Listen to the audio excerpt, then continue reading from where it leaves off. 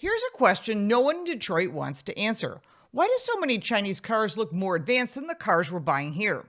You watch a few videos online and the differences are hard to ignore. The software is smoother, the cabins feel more upscale, the driver assistance is more refined, and the technology often seems a generation ahead.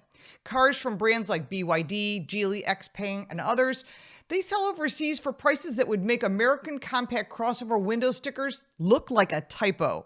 Now, we watch these videos and you do the quick mental math on currency conversion and ask the same question that keeps coming up. Why in the world can't we buy these cars here? Before we break this down, I want to remind you to like, subscribe, and hit that bell for notifications because you don't want to miss anything. There is a lot of massive information coming out and we want to make sure you're aware of it.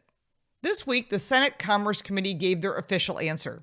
On July 15th, they took up the Connected Vehicle Security Act of 2026, bipartisan legislation introduced by Ohio Republican Senator Bernie Moreno and Michigan Democrat Senator Elisa Slotkin. The bill would permanently codify and strengthen the earlier Commerce Department rule banning connected cars and the specific software and hardware tied to China and other designated foreign adversaries. It's not limited to finished cars wearing a Chinese badge. It goes straight after the telematics control units, the cellular modems, the GPS modules, the actual nervous system that lets a modern car consistently phone home to China with your data. Supporters from the UAW all the way to major automakers and aftermarket groups lined up to cheer it as essentially national security protection. And to be fair, the security argument exists on paper. But when the Washington solution, as they call it in quotes, dangerous foreign technology in your car, turns out to be making absolutely certain that American families keep paying full domestic prices for the version that's already here, you start to wonder whether the real threat they're most worried about is foreign spies or domestic competition finally showing up and forcing some actual price discipline. The official case is straightforward. Chinese national intelligence law requires companies operating in China to assist the government when asked. A connected car is basically a mobile sensor platform with wheels. It knows where you are at all times, how you drive, when you brake hard, how often you use the wipers, and increasingly what's happening inside the cabin. Yes, everything you talk about is being listened to through cameras and microphones tied to driver monitoring and infotainment systems. And we have covered this multiple times before. But that capability sitting in the hands of a government that can legally demand that data is a legitimate technical concern. And nobody serious is pretending that the risk is imaginary. The risk is real. What gets interesting and more than a little convenient is how the bill is actually written. Tariffs north of 100% on Chinese EVs had already made finished Chinese brand vehicles effectively unsaleable at scale in the U.S. This legislation goes after the side doors and backdoor workarounds that every single country uses to get their product in our country. It targets vehicles that might be designed in China but assembled in Mexico or Canada, joint venture products carrying Chinese connectivity systems, or anything that tries to route around the critical China part through third countries. Chinese automakers have spent years quietly building plants in Mexico, precisely because finished vehicle tariffs are brutal, and Congress just made it clear they're counting the nervous system of the car as well, so this is going to make it more challenging for them. The bill also makes the policy permanent by turning an agency rule into a statute. Agency rules can be narrowed, paused, or reversed, but the next administration or Commerce Secretary won't be able to do that. A law requires another act of Congress to make that change, and they're going to make sure it doesn't happen. They wanted this locked in no matter who sits in the White House later, because apparently the threat is so existential that we can't risk future politicians ever having second thoughts. Even with finished vehicles blocked at the border, American production still leans heavily on Chinese processed battery minerals and components and sub-assemblies. We're trying to make that change. We're banning the completed car while continuing to rely on the very supply chains that power the batteries underneath it, whether it's an electric vehicle or not. The contradiction is so glaring, it's almost impressive they expect the public not to notice. But we're noticing. This stopped being a pure China bad story the moment you realize every single modern vehicle, regardless of where it's built, is already a rolling data collection machine, We have covered this over and over again, but there's more to this story. The real question isn't whether Beijing should have access to your driving habits. The real question is why the government only seems to lose their minds when the company has the Made in China on the badge. This episode is brought to you by Incogni. We've all heard about scams and identity theft, but what can you do to protect ourselves and our families? These people are sneaky, and they know how to trick even the smartest person. Now, we all have digital footprints, but how do we block all those data brokers and spam emails and especially get off the dark web? Well, I found a way to make it happen. Incogni tracks down and removes your personal data from multiple sites, including online directories, people's search sites, and even commercial databases. The process is fully automated for hundreds of known data brokers and companies that collect and sell your data without your consent. Data can reappear on these sites, so Incogni repeatedly removes it for you. That means lower exposure to identity theft and cybercrime, fewer spam calls, robocalls, and scam attempts, less personal details online, and reduced financial risks. And some Incogni plans offer custom removals, which cover other data brokers not included in the automated removal process, like news portals, sports publications, health apps, and more. You can save 60% off by signing up with my special link and code in the description. Take your personal data back with Incogni. Use code CAR, C-A-R, at the link below and get 60% off an annual plan. Incogni.com/car. That's INCOGNI.com/CAR. Incogni.com/car. Many of us are aware that modern connected cars generate enormous amounts of data. They track precise GPS location and routes, driver behavior, including speed, acceleration, braking patterns, and cornering forces. They also monitor vehicle health. That means tire pressure, battery state of charge, oil life, fault codes, and your infotainment systems log what you search for and what you listen to, your call history, and your Bluetooth pairings. We keep covering this, but you need to be aware this data is being collected. You need to be aware that they have information on you and a full digital footprint.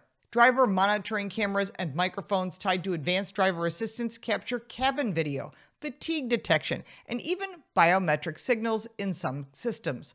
All of that can flow back to the manufacturer through cellular connections and automatic downloads, which includes uploads of all of your information. Right now in the United States, there is no comprehensive federal privacy law that specifically governs vehicle-generated data the way Europe's GDPR does. We have a patchwork of these state laws. California's CCPA and its updates give consumers some rights around personal information, and a handful of other states have followed with their own privacy statutes. But nothing at the federal level creates a clear nationwide baseline for what automakers can collect from your car, how long they can keep it, and who they can sell it to, or what consent actually looks like. Automakers' own privacy policies are often dense legal documents that most drivers never read. As I always say, what the big print giveth, the small print taketh away, and no one ever reads all the little fine print because it'd probably be a heck of a long read like War and Peace. Data routinely flows to manufacturers for diagnostics and over-the-air updates. It flows to the insurance companies when drivers opt into the usage-based programs that promise discounts they rarely get, but track every hard break and late-night drive. It gets packaged and sold through third-party data brokers, and the Federal Trade Commission has started paying more attention to these practices, but enforcement remains limited and a case-by-case basis. Meanwhile, two serious pieces of federal legislation have been introduced to actually give vehicle owners some control. The Driver Act, which would require manufacturers to give owners full access to all data generated by their own vehicles. I like that. And the ADPA Act, which would prohibit manufacturers from accessing or selling certain vehicle data without explicit owner consent and would limit what can be collected in the first place. Both aim to treat vehicle data more like property that belongs to the owner rather than a free resource for the manufacturers and data markets. When the final version is written, we'll definitely be covering that, but we're far from a final look at what this law is going to look like. Congress has shown real urgency about keeping the data pipeline out of the hands of foreign adversaries. The same urgency has been almost entirely absent when the pipeline stays domestic, and that's why these make sense. That's the bigger pattern. Vehicles have become software-defined products. Whoever controls the code and constant cloud connection increasingly controls the ownership experience. What features work, how repairs happen, who can repair them, that's right to repair, and whether certain capabilities can be enabled or disabled remotely, and what information leaves the car every single day. Blocking one source of that control while leaving the domestic version wide open doesn't just protect security. It protects the existing relationships and data arrangements that are already in place. And it does so while we continue relying on Chinese capacity for batteries and electronics that make the same vehicles run. The selective outrage is hard to miss once you start connecting the dots. Follow the money, and the patriotic framing starts looking a little more like standard industry self-protection. American automakers have spent more than a decade deliberately shifting their lineups away from lower margin sedans, those low entry price vehicles, toward trucks, SUVs, and larger crossovers that cost more. That's because they have a significantly higher profit. More goodies on the car, the more expensive it costs, more profit they make. Introducing real price competition from vehicles that can be built profitably at substantially lower prices from China would force actual decreased prices across the board here in the US. And that's exactly what competition is supposed to do. It's also exactly what companies with comfortable pricing power would prefer to avoid. Now that makes sense because the UAW has been vocal in its support. Higher wage domestic assembly and supplier jobs look a lot more secure when the low-cost, high-tech alternative is kept on the far side of tariffs. And now this permanent ban on connected vehicles is a plus for the UAW. Aftermarket groups also back the legislation because familiar supply channels for telematics and connectivity hardware are easy to navigate than opening the door to new global partners. Obviously, they're protecting their businesses. Now, drivers get the other side of that equation. Without additional downward pressure on pricing, new vehicle transaction prices stay elevated. And right now, the average new vehicle transaction price sits near $50,000. You may never have planned to buy a Chinese brand, but the existence of credible, lower-priced technology-loaded alternatives forces every other manufacturer to justify their numbers or improve their value. It's too early to know if these vehicles are reliable or will last equal time to the ones we get now. The Chinese brands are out there, the prices are lower, and this is of interest to consumers. Remove that pressure, and the justifications get a whole lot easier to deliver, and a whole lot more expensive for those people actually writing the checks. You should care because this shows up in your wallet every single time you walk into a dealership, and again every month when the insurance bill arrives.